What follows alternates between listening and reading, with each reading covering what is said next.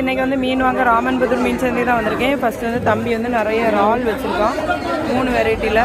Kilo 500 1000 அது 400, இது kilo 500, இது 1000. நல்ல பெரிய பெரிய இறாலாக இருக்குது. 1000 ரூபாய்.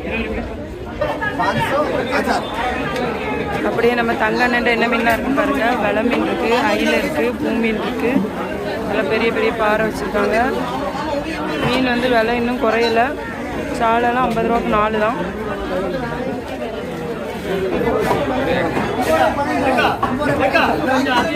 அண்ணா எவ்வளோ ரூபா? 50 ரூபாயா?